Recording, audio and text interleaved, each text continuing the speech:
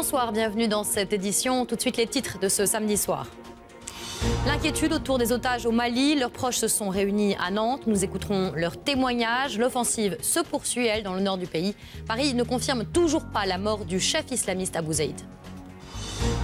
Affaire Mera, le ministre de l'Intérieur parle de faute des renseignements français. Il pointe la DCRI, une déclaration qui fait du bruit. Nous reviendrons sur les propos de Manuel Valls. Et puis, diesel, une prime à la casse serait à l'étude. L'objectif, faire baisser le nombre de véhicules en circulation. Pourquoi et comment? On y revient dans un instant. Mais avant, l'étau qui se resserre autour des islamistes au Mali, les forces françaises et tchadiennes progressent dans le nord du pays. Depuis 48 heures, certaines voix affirment que le chef d'Al-Qaïda au Maghreb, Abou Zeid, serait mort dans ces combats. Mais Paris ne confirme toujours pas. Pour les familles des otages, ces affrontements augmentent leurs craintes. Aujourd'hui, comme chaque mois, ils s'étaient rassemblés à Nantes. Marie Meyer et Stéphane Perrier. Tous les familles et proches des 4 otages enlevés au Niger, agissons pour que le dialogue soit privilégié. Sur la place royale de Nantes, ils sont des dizaines à avoir répondu à l'appel de la famille de Pierre Legrand, l'un des 4 otages retenus au Sahel.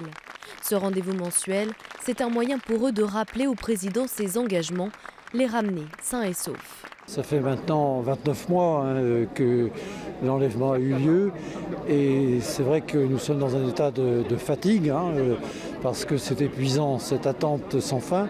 Une attente mais aussi beaucoup d'inquiétude car les informations se font rares et l'actualité est loin de les rassurer.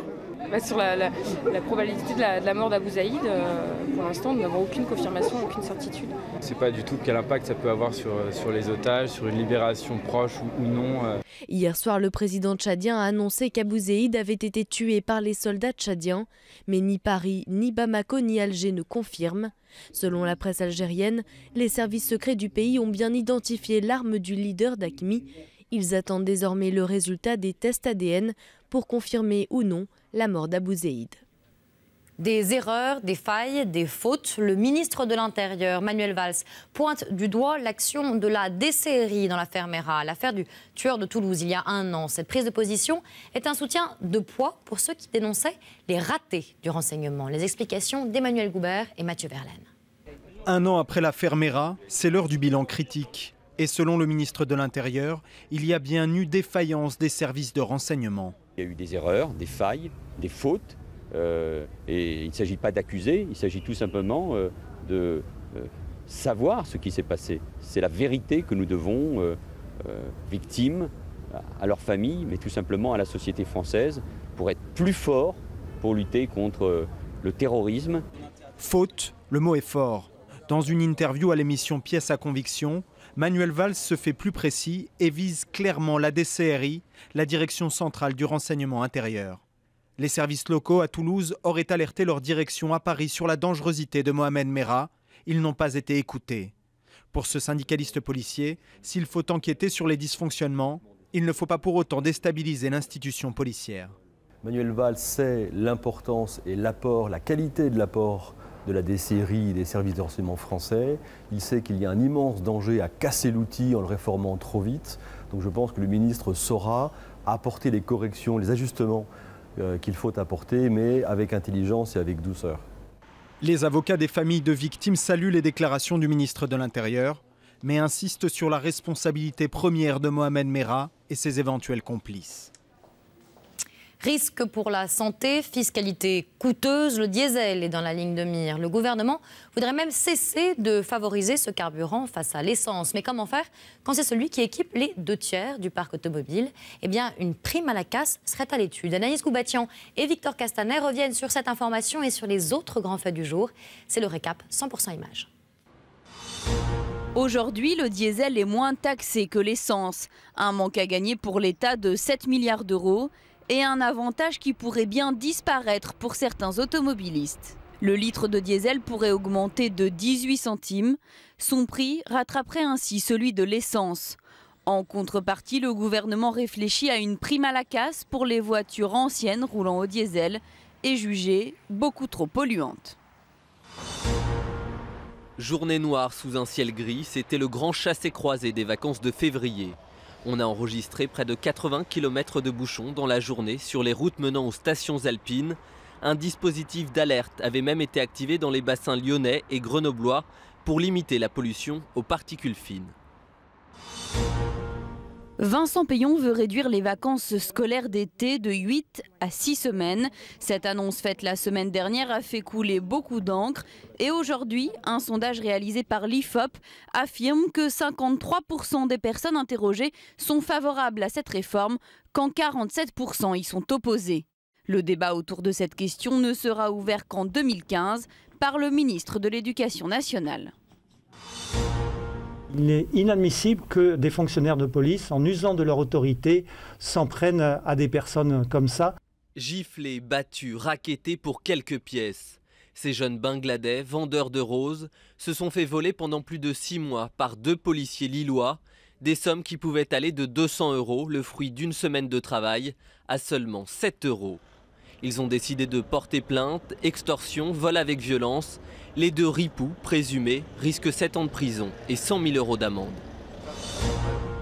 Barack Obama est au pied du mur et les Américains vont connaître la rigueur. 750 000 emplois devraient être à terme supprimés. Toute l'économie américaine est touchée. 1 million de fonctionnaires vont voir leur salaire gelé. C'est fou, absolument fou. Je pense qu'Obama fait ce qu'il faut. C'est le Congrès qui ne joue pas le jeu. Fermeture de crèches, licenciement de dizaines de milliers de professeurs. Les aéroports, les prisons et même le Pentagone vont voir leur budget diminuer. 9 mois de travaux, 45 millions d'euros d'investissement. Le vieux port fait peau neuve, une zone piétonne élargie et une ombrière des plus luxueuses. Les Marseillais sont ravis et espèrent que cela va permettre d'améliorer la réputation de la cité phocéenne. Ça peut apporter une attractivité au niveau du tourisme. Ça permet aux gens de moins se bousculer et j'ai l'impression que les gens ont, je sais pas, plus de... Enfin c'est plus cool quoi, c'est un peu plus cool qu'avant. Les policiers vont-ils être contraints de nous vouvoyer? C'est en tout cas l'une des pistes envisagées par le nouveau code de déontologie de la police. Il est prévu dans 1 mois, alors plus de tutoiement lors des contrôles, interpellations ou interrogatoires pour ou contre. Halte tutoiement, c'est le focus de Victor Castanet avec Yael Goujon et François Desraux.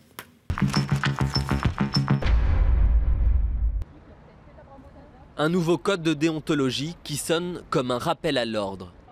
Manuel Valls veut une police exemplaire, fini le tutoiement, bonjour à la police des bonnes manières. Seul hic, sur le terrain, on ne peut pas toujours faire dans la dentelle. Mes collègues ne pourront ou ne voudront pas l'appliquer compte tenu du fait que dans des circonstances particulières, le vouvoiement n'est pas possible. Le tutoiement est beaucoup plus directif pour donner des ordres à un individu armé. On ne voit pas un individu armé, on ne voit pas un délinquant en train de taper un policier. Inapplicable pour le syndicat de police Alliance, inutile pour le collectif Stop, le contrôle aux faciès. À l'origine du projet de reçu après contrôle, porté puis abandonné par le gouvernement, le collectif se sent trahi. Ce code de déontologie, c'est beaucoup de blabla, beaucoup de bruit pour rien. Cela pour dire que c'est pour nous un piège tendu pour éviter de traiter réellement le fond du problème du contrôle aux faciès et donner l'impression qu'on nous a entendus et nous dire discrètement de fermer un peu nos bouches. Qui pourra vérifier si les policiers vous voient réellement sur le terrain ou pas et est-ce que ça change véritablement le fond du problème? Pas du tout. La défaite surprise du Paris Saint-Germain face à Reims en 27e journée de Ligue 1, la victoire du Real Madrid en Espagne et la 20e journée du Top 14, c'est le récap du sport par Clément Gachny. Sensation cet après-midi au stade Auguste Delaune où le Paris Saint-Germain a été battu par Reims, modeste 17e de Ligue 1, à 11 contre 10 face à des Rémois qui n'avaient plus gagné à domicile depuis le 6 octobre. Paris s'incline 1-0. David Beckham est entré en jeu à la 63e minute, impuissant, sans idée face à une équipe rémoise qui lutte pour le maintien. Le championnat de France est donc totalement relancé. L'Olympique lyonnais pointe désormais à 3 petits points du club parisien. De mauvais augure pour Paris avant un match crucial ce mercredi face à Valence en Ligue des Champions. En France comme en Espagne, le leader du championnat vacille. Nouvelle défaite du FC Barcelone, la 3e en 4 matchs aujourd'hui face à l'ennemi juré, le Real Madrid. Karim Benzema ouvre le score dès la 6e minute de jeu, son 8e but de la saison. L'inévitable Lionel Messi lui répond 10 minutes plus tard. À chaque rencontre, l'Argentin inscrit au moins un but et cela fait 16 matchs que ça dure. Un record, motif de réconfort avant ce coup de tête vainqueur du Madrilène Sergio Ramos à la 82e minute. Le Barça s'incline de 2-1, mais reste en tête de la Liga. Match à sens unique cet après-midi au Stade de France où le Stade français a pris une leçon de rugby face à Clermont. Défaite 37-10. Avec cette victoire, les Auvergnats prennent provisoirement la tête du top 14 en attendant le dernier match de cette 20e journée ce soir. Toulon 2e reçoit Toulouse 3e. Un choc de titans à suivre dès 20h45 sur Canal+. C'est cette semaine la Fashion Week dans la capitale, un rendez-vous des spécialistes de la mode et des mannequins du monde entier. Et parmi eux, loin des préjugés sur la jeunesse, une nouvelle tendance, les mamies mannequins. Isabelle a 70 ans, elle enchaîne les shootings, un moyen de compléter sa retraite et aussi de rester coquette. Clémence Dibou et Dalibor Samak l'ont rencontrée. En pleine Fashion Week, un shooting de mode, tout ce qu'il y a de plus classique, si ce n'est l'âge du modèle. Isabelle approche les 70 ans et pourtant cette ancienne mère au foyer est mannequin depuis 4 ans. Moi, ça me va. Des photos nature sans grande retouche. Isabelle en a plein son book. Publicité pour voitures, pour lunettes ou encore défilé de mode. Elle enchaîne les contrats loin de l'image classique de grand-mère pour le bonheur de ses 2 petits-enfants. Ça leur plaît beaucoup, beaucoup. Et pas qu'à mes petits-enfants. De jeunes femmes que je rencontre dans mon travail qui disent « Waouh, on voudrait bien être comme vous, au même âge ». De moins en moins, on s'identifie à l'archétype de Mamie Nova. Bien que j'ai un petit chignon. Cette mamie mannequin fait désormais appel à une agence spécialisée dans les modèles seniors pour gérer ses contrats. Des cachets entre 300 et 3000 euros. Autant qu'un jeune mannequin, et la demande serait en train d'exploser. Oui, il y a une vraie demande de la part des publicitaires, surtout pour tout ce qui est beauté maintenant et mode qui n'existait pas avant. Isabelle ferait presque office de jeunette face à la doyenne, 96 ans. Pas de quoi donner le vertige aux publicitaires pour autant. En 2050, près d'un Français sur 3 aura plus de 60 ans. Un marché considérable qu'il faut capter. Et en plus, avec leur côté rassurant, les seniors feraient vendre même auprès des plus jeunes. On se rend compte que la jeune génération est terriblement en demande d'exemples de gens qui vieillissent bien, parce qu'ils ont envie de vieillir comme ça. On a besoin de modèles pour se projeter dans le futur. Alors si vous n'avez toujours pas d'idée pour la fête des grands-mères, pensez au book photo. Il pourrait lui ouvrir une belle carrière de mannequin. Des grands-mères justement que l'on fête demain.